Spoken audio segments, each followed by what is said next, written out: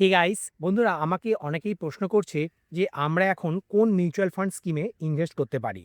তোমাদেরকে বলবো যে তোমরা বারবার মিউচুয়াল ফান্ড স্কিম চেঞ্জ করার কথা ভেবো না। বারবার ভেবো না যে আমি বেস্ট মিউচুয়াল ফান্ড স্কিমকে ইনভেস্ট করব। এই রকম বেস্ট মিউচুয়াল ফান্ড স্কিম বলে কিছু হয় না। মনে করো কোনো একটা ফান্ড আউটস্ট্যান্ডিং পারফরমেন্স জেনারেট করেছে বিগত 2 থেকে 3 বছরে। তার মানে কি, তারা যেই সেক্টরগুলিতে খুব বুলিশ ছিল এবং যেই স্টকগুলিতে তারা বেশি পরিমাণে অ্যালোকেশন রেখেছিল, সেই স্টকগুলি বা সেই সেক্টরগুলি বেঞ্চমার্ক বিটিং রিটার্ন জেনারেট করেছে। তাদের কোনো রকম ফান্ডামেন্টাল ট্রিগার কাজ করেছিল, সেই জন্যই এত ভালো রিটার্ন জেনারেট করেছে। আর সেই জন্য ওভারঅল পারফরমেন্সও সেই মিউচুয়াল ফান্ডের অনেক বেটার হয়ে গেছে।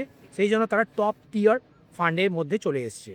তো এখন প্রশ্ন হলো, আমরা কি তাহলে বারবার এই মিউচুয়াল ফান্ড স্কিম চেঞ্জ করে নতুন নতুন ফান্ডে অ্যালোকেশন করব? নতুন নতুন যেই ফান্ডগুলো খুব ভালো পারফর্ম করছে, যাদের রিটার্ন অনেক বেশি বিগত 1 বছরে, সেই ফান্ডগুলিতে ইনভেস্ট করব? আমার এক্সিস্টিং ফান্ডকে বিক্রি করে দেবো? এই ভুলটা একদমই করবেন না। এখন যারা উইনার হতে পারে আগামী দিনে, তারা সবচেয়ে ওর্স্ট পারফর্মার হয়ে যাবে। সবচেয়ে খারাপ পারফরমেন্স তারাই করবে। সাধারণত দেখা গেছে যে এই মিউচুয়াল ফান্ডগুলো অনেক বেশি সাইক্লিক্যাল হয়ে থাকে। তারা সেক্টর রোটেশন করে। আর কোনো ক্ষেত্রে ফান্ড ম্যানেজারের ইনভেস্ট করা সেক্টরগুলি ভালো পারফর্ম করে বলেই এত বেশি পরিমাণে রিটার্ন জেনারেট করে। সেই জন্য তোমাদের উদ্দেশ্যে বলবো যে তোমরা বারবার ফান্ড সুইচ করো না। তোমাদের এক্সিস্টিং ফান্ডেই তোমাদের এসআইপিকে কন্টিনিউ রাখো। যদি তোমার ফান্ডের দেখো যে রোলিং রিটার্ন বিগত 2 থেকে 3 বছর বা 5 বছরে খুবই ভালো, তারা বেঞ্চমার্ককেও বিট করছে এবং ভালো রিটার্নও জেনারেট করছে, তাহলে ঘাবড়ানোর কিছুই নেই। সেই ফান্ডগুলিতেই তোমরা বেশি পরিমাণে অ্যালোকেশন করো। নতুন কোনো মাল্টিব্যাগার মিউচুয়াল ফান্ড খোঁজার কোনো প্রয়োজন নেই। ঠিক আছে?